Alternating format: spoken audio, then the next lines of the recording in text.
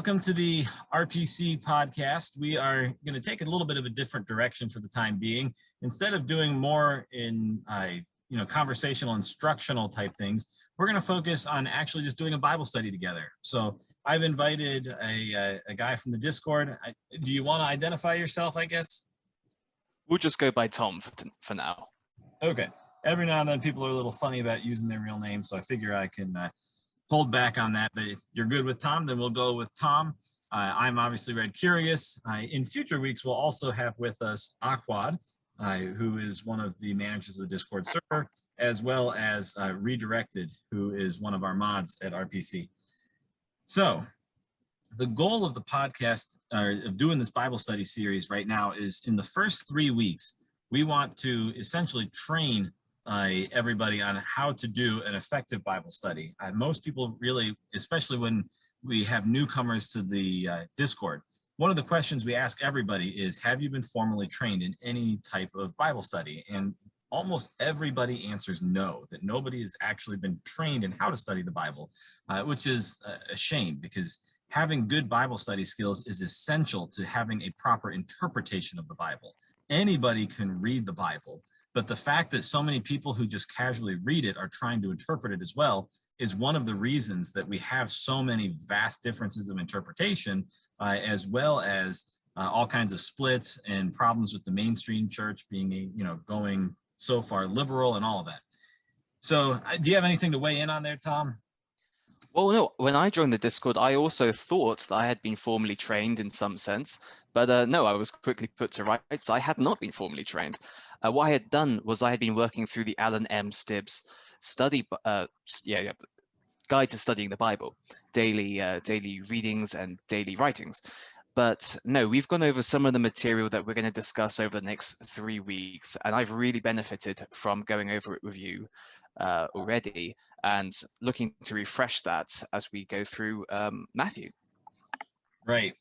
So to get started, one of the first things that I like to go over with people on the Bible, when I'm training people in Bible study, is 3 main different types of Bible study that exist. Have I ever been through those with you? I think you have. I know the first one is the mama bird study. That is one of them. Tell me what a mama bird study is. Well, a mama bird study is when you chew up the Bible and then you feed your babies with it.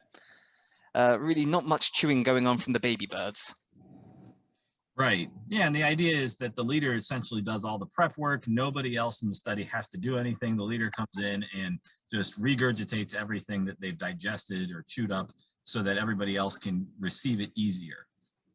Which that works well if you have an extremely competent leader and everybody else in the group is brand new to the faith. And really, mama bird studies have a lot of use when you're dealing with new Christians, because I would not want to put a brand new Christian in the position of trying to formally approach the scriptures, having no knowledge or experience about what they say. It's possible and doable with guidance and supervision. But really, mama bird studies are great for new believers because it's a way for them to get familiarized with minimal risk of them misinterpreting something. But at some point, quickly, you're going to want to move on into other types of studies where they can be more directly involved. And so do you remember what the more intermediate level thing is that I used to call it? I believe you called it off-the-cuff studies or life studies. Right. And I think I was being generous when I called them off-the-cuff studies or life studies, because the original word or phrase that was taught to me was, nobody likes saying, oh, this is our group, but they were called share your ignorance studies is what we called them. And that's when everybody would come to a Bible study and pretend to have done preparation and research, and then they come and really what they're doing is at most they may have read the passage in advance and jotted down their favorite verse or something like that. And then they'd show up to Bible study and try to go through it as if they knew what they were talking about. And so then they read and people would ask questions and they would look at the passage and say, oh, well, this must be the answer. But nobody's actually done the research or prep work to figure out what the real answer is. And so you have a lot of people who are kind of speaking off the cuff, trying to pretend that they know more than they do. But the reality is that sometimes that type of a study is also necessary. When you have things that come up that you just aren't prepared for, you have to know how to be able to think on your feet using scripture. So, for example, if I go in planning on talking about Matthew chapter 13, and Bob comes in saying, my wife wants to divorce. I don't know what to deal with this. Sometimes you have to pivot when you're in a group like that, right? You can't just expect to always stick to the content all the time. You got to follow through with what real life says. So when you're in that situation, it's useful to be able to walk through and say, hey, let's talk about this divorce scenario. What does God say about this? What does he say are your obligations and her obligations? And should you try to reconcile? Is it okay to let her walk away or not? Is there infidelity involved, right? There's all kinds of things that you can talk about. But if you're not familiar with the scriptures first from being, going through and having your own quiet times over reading this Bible, or by having somebody feed it to you through a Mama Bird study, then you can start to say, now we need to be able to think on our feet. And even if we have no preparation, it's good to have those discussions anyway, right? Right.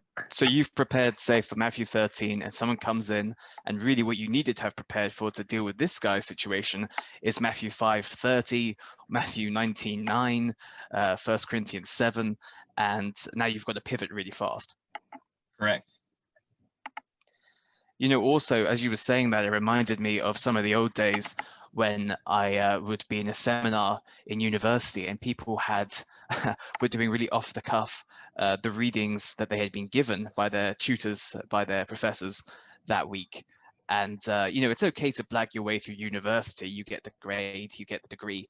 But with the Bible, it's a little bit more significant, a little bit more consequential, whether you really understand this stuff. Right. I remember also you said something about a pastor who told you that the people in his congregation didn't need to do their own Bible studies because he would get Mama Bird out on Sunday. Say it again. I think what you said was that there was a pastor who was regurgitating his study. Yes, that's on right. Sundays. There was a pastor at one point who had asked me to disciple him. And during one of our meetings, I was trying to go over Bible study and the importance of training people in the congregation how to study the Bible. And he says, well, I don't think Christians need to know how to study the Bible. Like, what do you mean that they don't need to know how to study? He's like, yeah, I've been trained by seminary, so I know how to study the Bible for them, and I can just preach it to them on Sundays.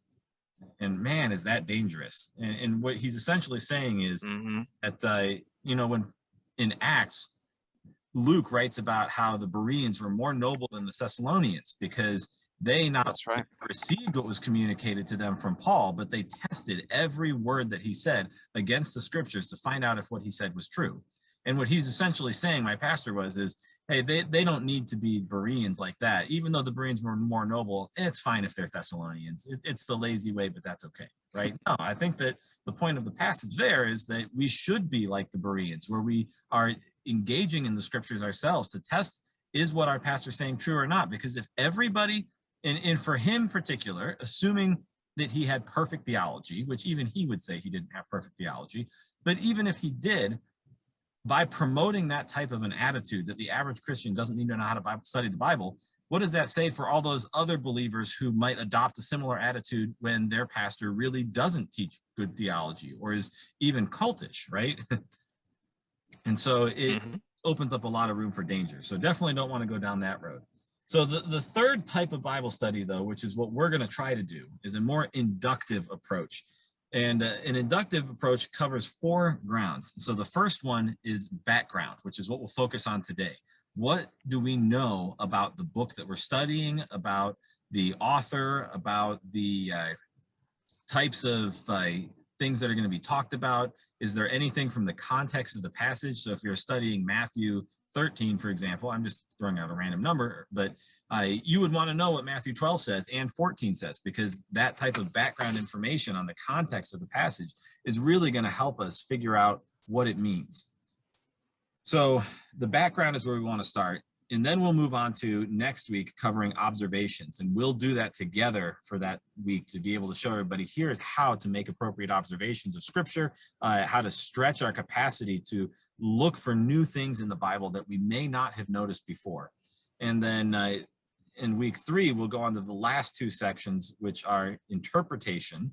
which is a lot of let's ask questions about the passage and try to figure out what it means by answering those questions. And then application. What are we going to do about what we just read? What is God trying to convey about how we can live today based on what he wrote back then?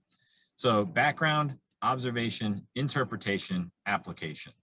So hopping into the background section, we're going to start with Matthew chapter 1, and this study is going to be over the book of Matthew. I wanted to go through a gospel specifically because one of the biggest issues that the church has is who is Jesus, right? We have a problem in explaining that to the rest of the world because non-Christians have one image of Jesus, but then we even have a problem within the church itself where everybody has a different characterization of who Jesus is, why he does what he does, what we're supposed to do to be like him, right? And so going through a gospel and just looking at the life of Jesus is a fantastic approach to that. So with that being said, do you have any knowledge or thoughts on who Matthew is as an author when he's writing this book? Great question. Actually, I was just doing a Bible study on Mark chapter 2 today. And this is, of course, where Levi is called. Now, Levi, otherwise known as Matthew, is a Jewish tax collector. And it's often been remarked that the Gospel of Matthew is a particularly Jewish gospel. I could say something about the genealogies at this point at the very beginning, but that is what I know about the character of St. Matthew. Right. So what does it tell us that he was a tax collector? Well, he was hated by the Jews, the other Jews. He was seen to be a ally of the Romans, since, as we see in a later story where Jesus is tested about the coin that has Caesar's face on it, they had a real theological and moral issue with giving up money to the Romans. And tax collectors like Levi, like Matthew, were widely quite hated and seen as sinners, tied in with prostitutes at parts of the gospel. Right. So tax collectors are among the most despised people in the Bible, and that's, or at least in Jesus' time. Do you know why? I thought I was getting somewhere towards that with the Roman idea, so they were seen as allies of the Romans, but is there something else perhaps? Yeah, do you remember the story of Zacchaeus? I believe I do.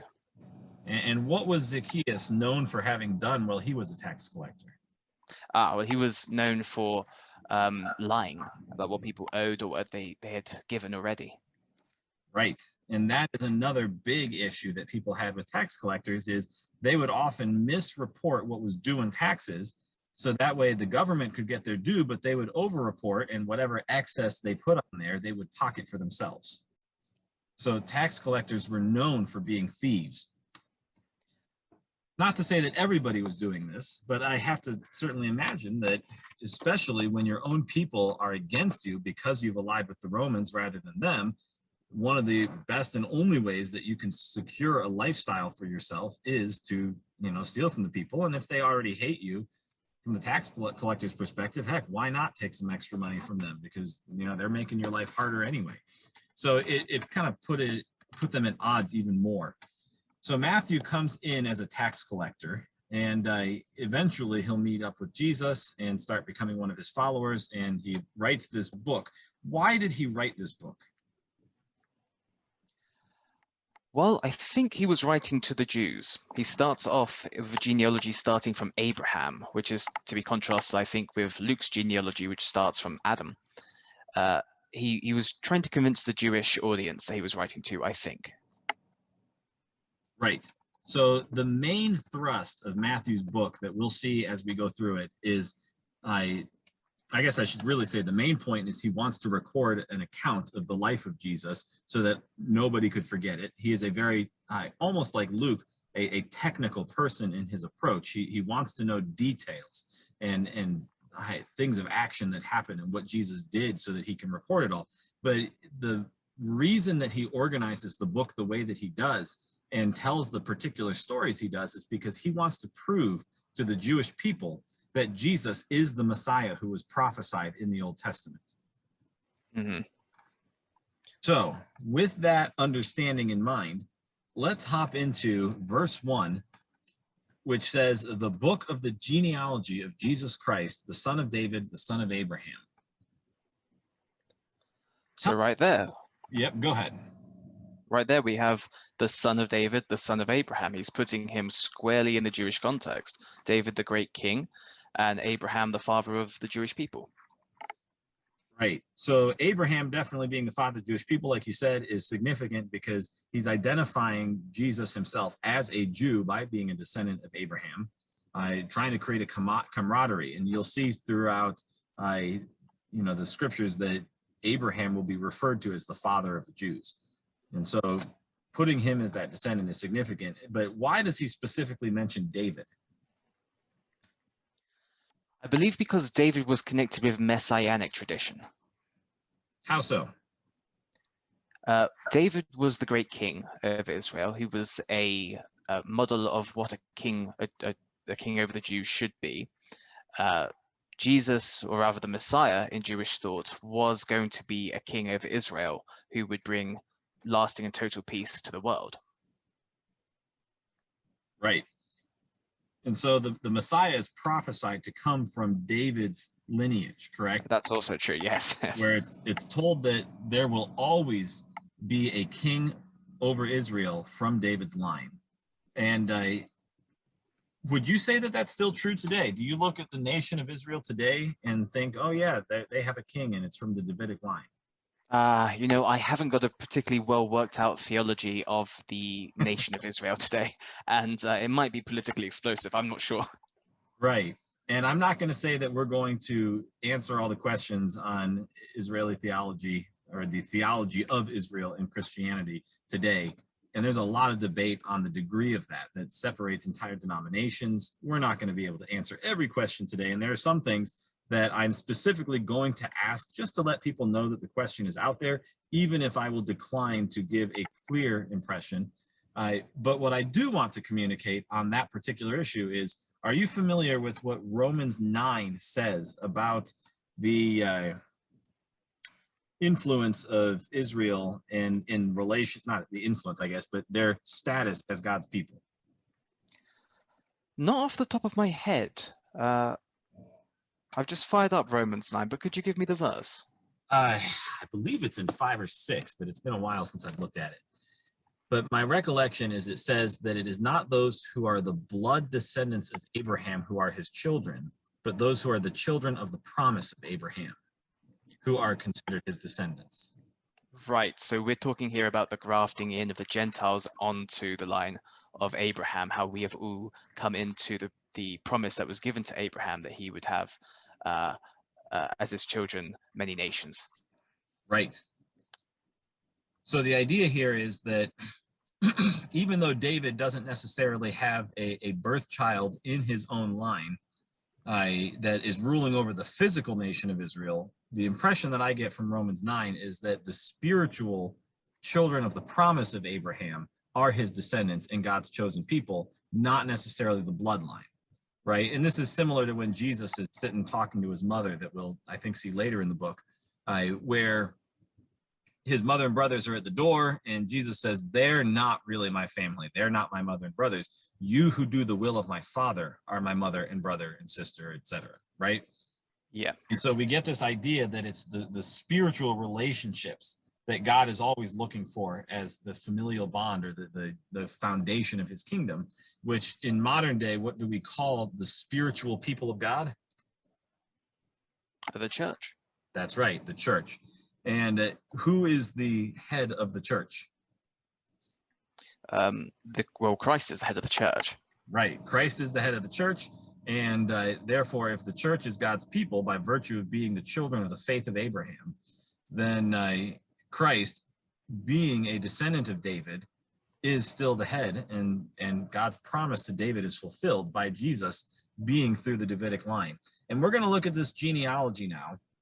And I would just add to that. Also, we do see this continuation of the nation of Israel theme in the promise of salvation. We have the New Jerusalem coming.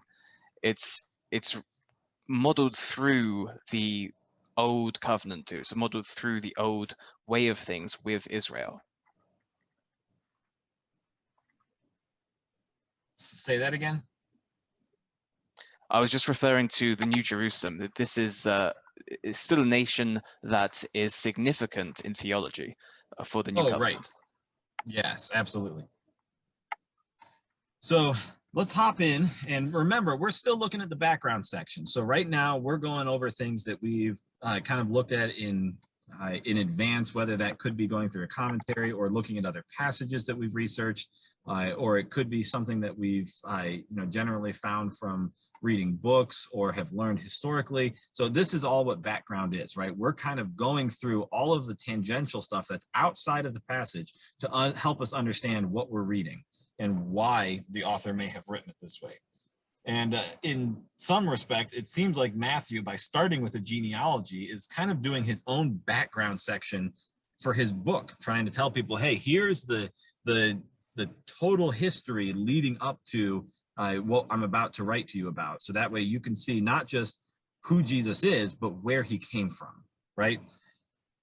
So with that being said, let's hop through, and we're going to skip Abraham because we've already mentioned the main significance of why he's being started, which is that he's identifying Jesus as a child of Abraham, therefore part of the Jewish people.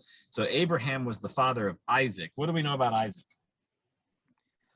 Well, Isaac was a miraculous child. He was given when Abraham was very old, and after he had almost given up hope of ever having a child, though he knew he could have faith in God's promise, which seemed never to be fulfilled. And then, yes, eventually God gave him the child in Isaac. Right. Was Isaac Abraham's only child? No, there was also Ishmael. Right. And what do we know about Ishmael? I know he was the son of a female servant that he had, and I think the story was that Sarah gave him this female servant. Is it Hagar was the name? Yes. Yes, correct. that's right.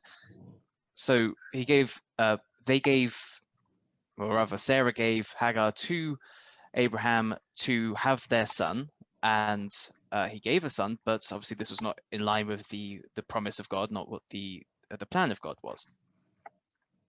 Right. And who is Ishmael known to be the father of today?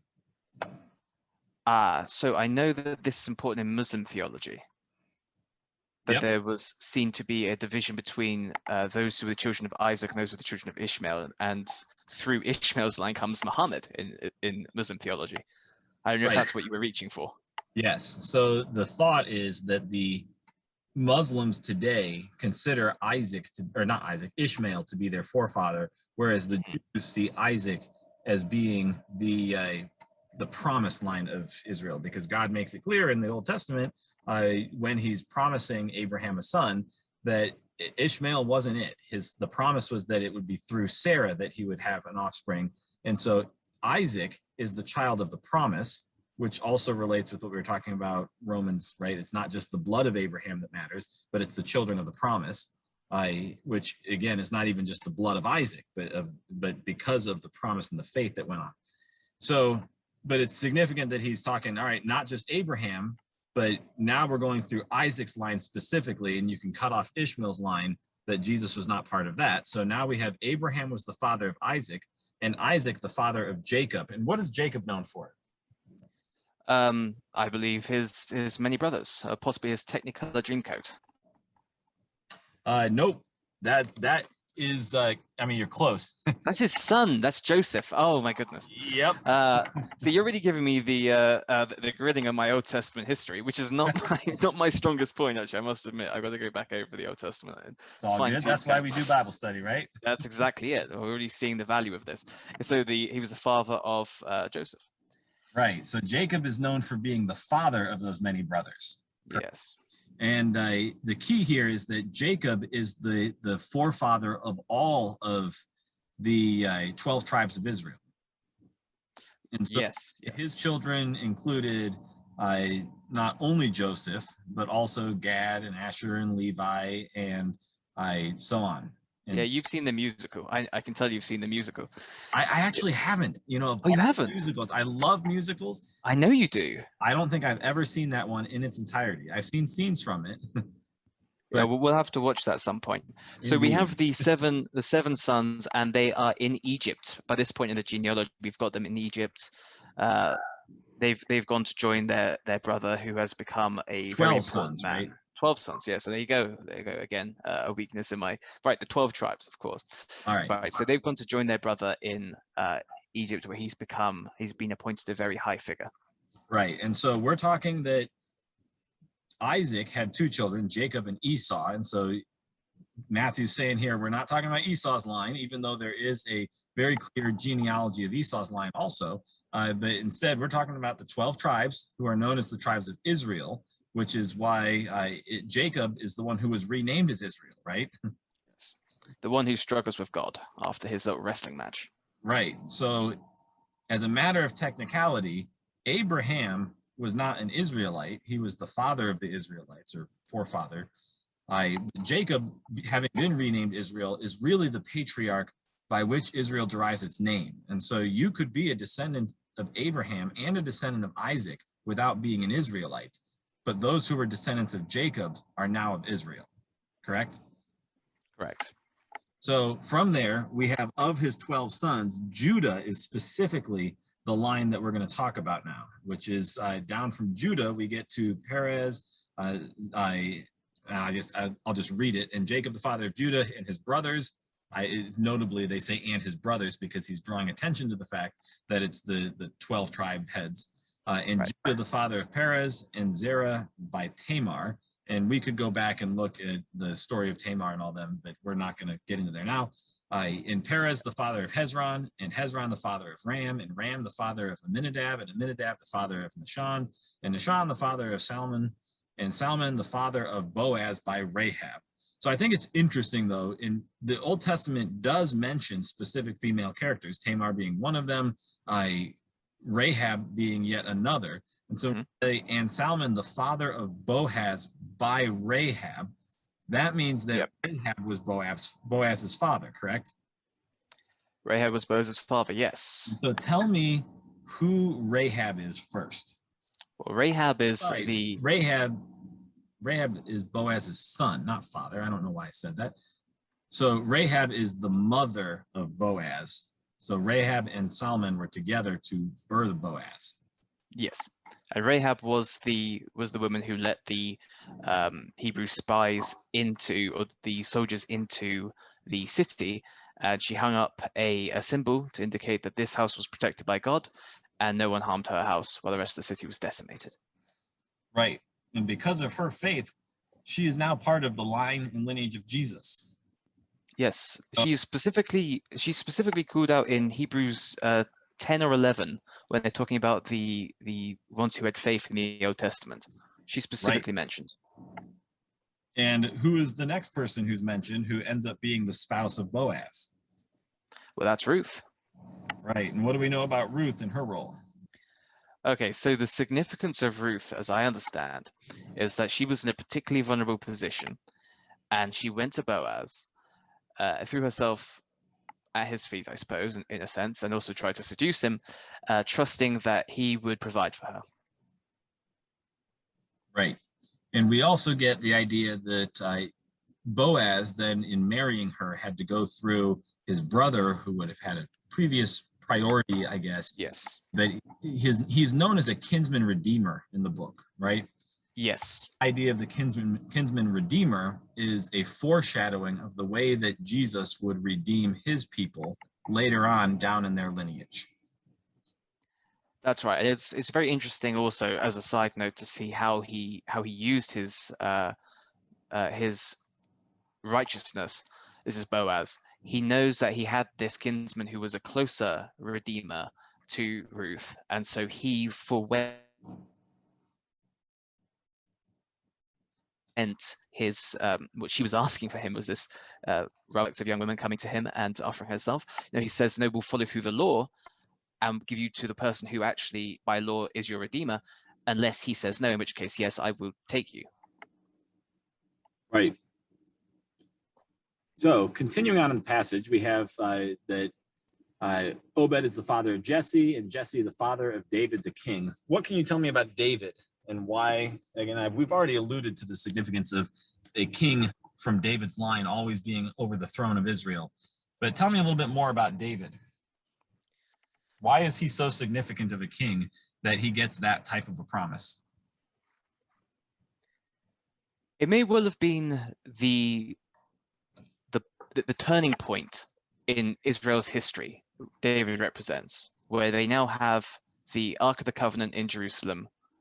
They're establishing the temple. Solomon's going to finish it, the son of David, and a particularly prosperous period in Israel's history, if I recall correctly. Now, David's always being referred to as this monarch as a sort of throwback, the good old days under David. David's the most faithful of kings. He's someone who's not embarrassed to dance in front of the ark. When he sees something, when he sees he or Israel's collective sin, he's very quick to repent of it. And so when you contrast that with the later lines after David, there's a marked difference in his religious devotion to God. Right. And what is said of David's character specifically? Oh, he was a man after God's own heart. That's right. He's a man after God's own heart. And we see repeatedly that David not only obeyed God on a number of occasions, and yes, he disobeyed too, but he really, in many ways, exemplified the character of God. And I think that a lot of by calling him a man after God's own heart, we see a foreshadowing of the purpose of Christ, who would express God's heart to the world in physical bodily form. And so, the case has been made by more than one scholar that David is another foreshadowing character to the person of Jesus. But I find it fascinating to me that what is David known for in his rise to power? It was said of Saul one thing and another of David. Do you remember what that is? Wait, so could you repeat that? It cut out for a moment. Yeah. What is David known for in relation to Saul as David was ascending to power, and what kind of was the comparison people drew? Oh gosh, now this is slipping my mind. The comparison between David and Saul. Yeah, the people used to shout out and chant, Saul has killed his thousands, but David his tens of thousands. Right? So he was a greater king, I suppose. Not just a greater king, but he was a warrior, right? David was known not just for what he was doing when he was ruling, but he ruled effectively because of how great of a champion he was. He had his mighty men who would go out and fight at his side. He expanded Israel to really conquer everything that God had given him. Anything that he wanted, God put it before him and said, I'll give it to you if you want it. Go take it. Right? And so I find it interesting that this character, who is said to be a man after God's own heart, is not, some softy who's just meager and trying to do favors for people all the time, but he's really a champion and a warrior, somebody who is taking ground for God's kingdom. What does taking ground for God's kingdom look like today? Well, today we've swapped over from physical warfare to spiritual warfare. We swapped over from populating the whole earth with godly children to making spiritual children. So I suppose now, if we're being warriors for God, we're not just fighting in his armies, but we're actually we're modeling a life of someone like Paul, and we'll undergo any sort of hardship in order that more people will hear and accept the gospel. Right. So to me, if the battle now is over souls rather than physical land or people's physical lives, then the way that we take ground for God's kingdom today is by warring for people's souls. And that is done by evangelism and making disciples. Couldn't agree more. I thought you were going to say, what's that? No, I thought you were going to say, when you're talking about David's manly character, it really is a fascinating story when he slays Goliath, and you can see how he's known sort of by reputation. He's a young man. He's toned from his hard work as a shepherd, and he struts in like Tamerlane. He struts in like Alexander the Greek, full of confidence. He doesn't even wait for the armor to come. He just gets his slingshot and takes out Goliath. This is a very, very masculine figure. Right. This man who's after God's own heart. So let's keep moving on from David. After David, it says, and David was the father of Solomon by the wife of Uriah. Now, first off, we can tell whenever it mentions a wife, it's that means that there's usually an Old Testament passage that is known to the Jews about who that woman is. Who is the wife of Uriah? I'm afraid I can't give you the answer to that one. That one's just going past my Old Testament memory. Her name was Bathsheba. Does that ring? Oh, okay. That rings a bell. Uriah and Bathsheba. Yep. So Bathsheba is Solomon's mom. And I find it interesting that she is mentioned specifically as Solomon's mom, but yet they don't mention her by name. The other women are mentioned by virtue of their name, right? Tamar, Rahab, Ruth, all directly mentioned by their own name as women. It's interesting to me that Matthew would specifically exclude Bathsheba from that and instead say by the wife of Uriah. And a little bit of this is a slight on David because he wasn't supposed to be with another man's wife. Instead, he committed adultery. He knew that she was married. The presumption is that she was seducing him by being out on the rooftop or not necessarily on the rooftop. He was on the rooftop, but she was bathing in a way that he was able to see her from the palace. And they ended up sleeping together, having a kid. And because of the adultery, God says, yeah, David, I'm not doing anything to you, but your kid's not going to survive because of this. And so David goes into mourning for 3 days and pleads with God, prayer nonstop. And he's, tearing apart his clothes and everything. And then after the 3 days, the baby dies and David gets up but in order to cover things up before the baby had passed away, he didn't want anybody to find out that he had gotten Bathsheba pregnant. So his strategy is that he at first tries to say, hey, let's bring Uriah back from the war in order to have him sleep with his wife so that he'll think the baby's his and not mine. And so huge deception there. He ends up by David can't get him to do that. And so he eventually gives up and says, fine, go send Uriah to the front lines. And bear in mind, Uriah is mentioned in the list of David's mighty men. He is one of David's best friends who has known him for years at this point. And so for David to sleep with one of his mighty men's wife, that's kind of a big deal.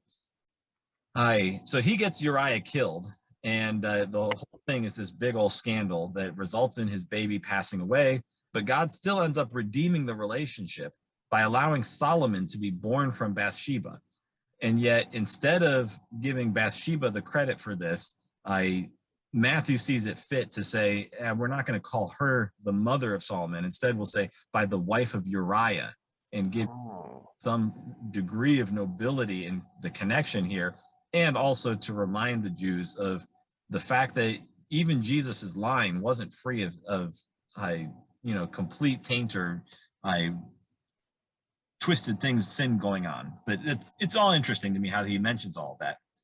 But that is a very interesting point. The fact that he does introduce these colorful characters, some immoral characters.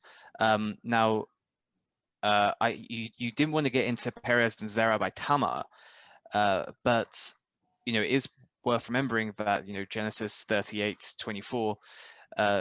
Judah was told, Tamar, your daughter-in-law, has been immoral. Moreover, she is pregnant by immorality.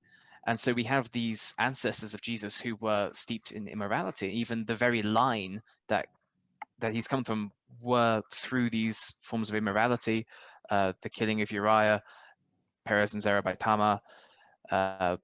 It's interesting that Matthew is not shying away from these colorful characters. Right. And he really can't, because after Solomon, we really hit a line of kings that just one after the next really. Oh, yeah. So, and I'm not going to go into all those stories. You can read them in the books of Chronicles and Kings. But just to go through the passage, and Solomon, the father of Rehoboam, and Rehoboam, the father of Abijah, and Abijah, the father of Asaph, and Asaph, the father of Jehoshaphat, and Jehoshaphat, the father of Joram, and Joram, the father of Uzziah, and Uzziah, the father of Jotham, and Jotham, the father of Ahaz, and Ahaz, the father of Hezekiah, who Hezekiah was one of the ones who, having his bad moments, was somewhat of a redeeming time for Israel. But then Hezekiah, the father of Manasseh, Manasseh, the father of Amos, and Amos, the father of Josiah, and Josiah, the father of Jeconiah and his brothers, at the time of the deportation to Babylon. And so, what's the deportation to Babylon? This is the Babylonian exile, a scar in the Jewish memory, to put it lightly. Now, I just wanted to say, since you don't want to go into all of these characters, but just to bring them out, like Manasseh, Jeremiah 15:4, and I will make them a horror to all the kingdoms of the earth because of what Manasseh, the son of Hezekiah, king of Judah, did in Jerusalem. And Jeremiah 22:24 and 30, Jeconiah, the son of Jehoiakim, king of Judah, verse 30, thus says the Lord, write this man down as childless, a man who shall not succeed in his days, for none of his offspring shall succeed in sitting on the throne of David and ruling again Judah, which I also thought was very interesting, since he's being put in the line of Jesus, who is, being seen as a form of David, or David as a form of Jesus, rather. We have that in the claim that this is the Messiah, the king of Israel, the king of the Jews, and the head of the church.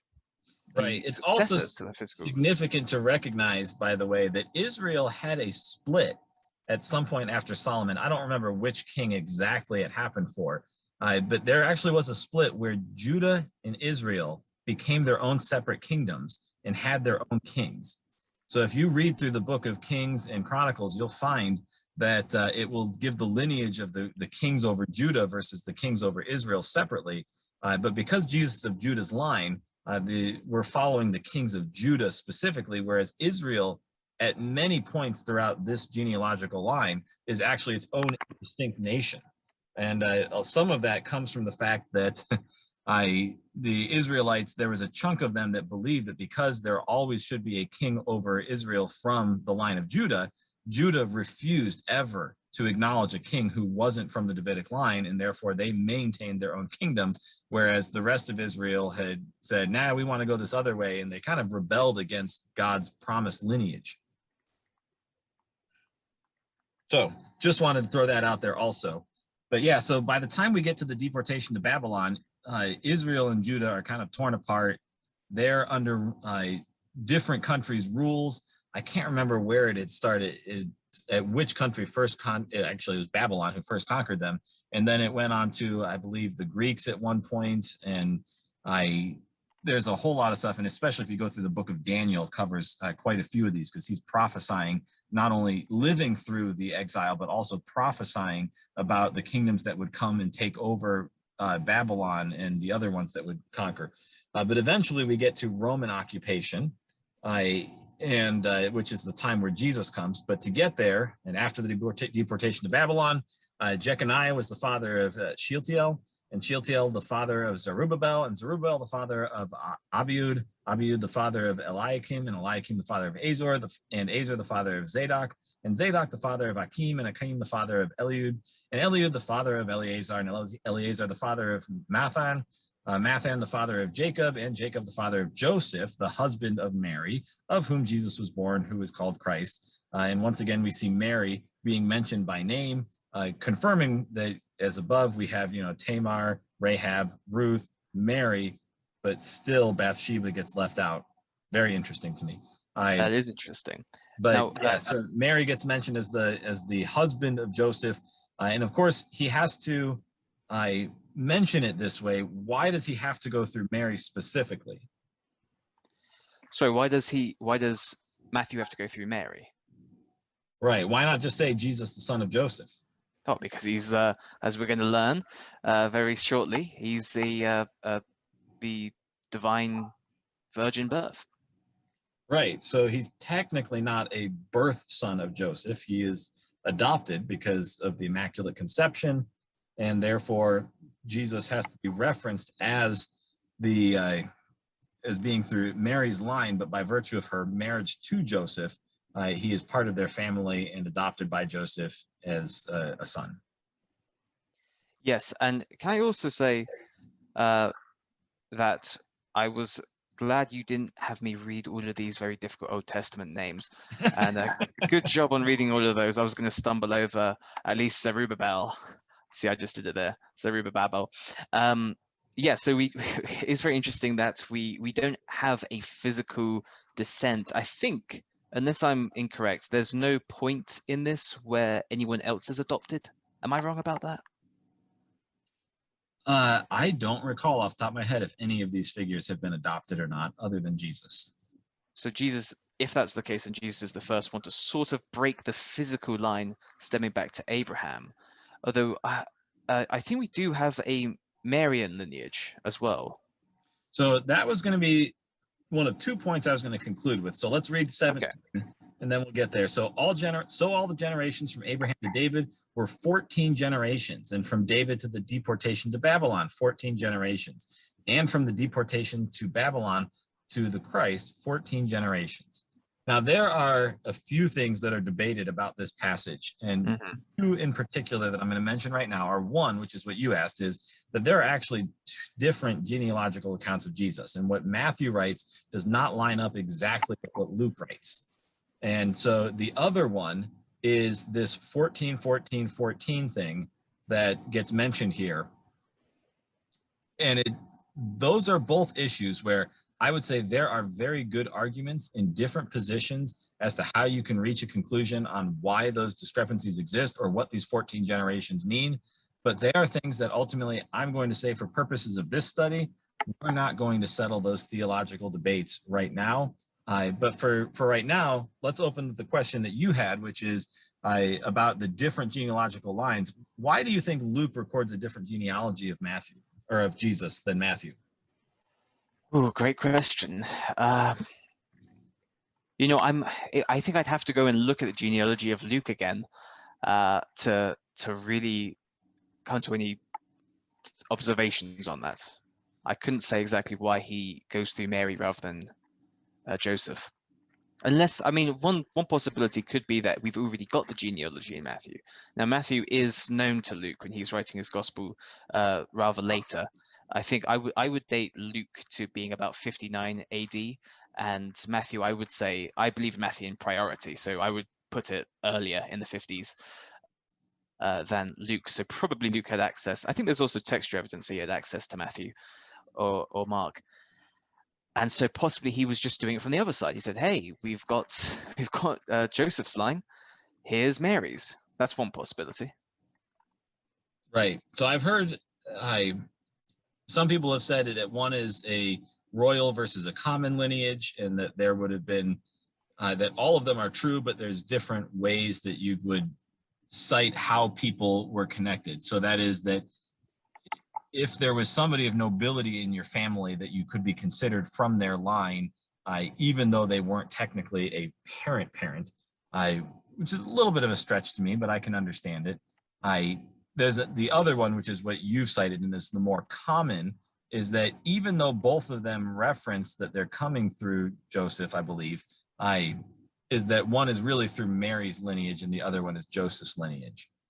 And so, and there's other explanations beyond that. I'm going to let people who are listening in research for that themselves. Just know that that is a generally unsettled question that is out there. There are some very good theories. I have my own thoughts on it as far as what I personally believe, but I'm going to decline to engage in that right now because that would take probably way too long to explain through. So instead, I'll let you guys make up your own mind on that. So the next thing, and I'm going to do the exact same thing for the 14 generation thing. There's different theories on that as to what they mean and why. A popular one is that Matthew is trying to connect it to some numerical significance and possibly even an Old Testament prophecy about the way that God is bringing about the Messiah into the world during different ages of Israel's existence and history, where everything leading up to David, God is building a kingdom for himself. Everything is growing and expanding. And then we get to David all the way down where David and Solomon kind of like hit this pinnacle and they plateau a little bit. And then everything through Jeconiah just starts to fall apart until they're in their exile in Babylon, right? And so it's showing clearly different ages of Israel's history. And so some people believe that Matthew was trying to demonstrate a form of significance to that. And they will even use the 14 generation thing as an explanation for the difference in genealogies between Matthew and Luke, saying that Matthew, in order to prove his point to the Jewish people about these 14 generation spans, had maybe tried to force some genealogical changes in order to make that work, and therefore it's unreliable.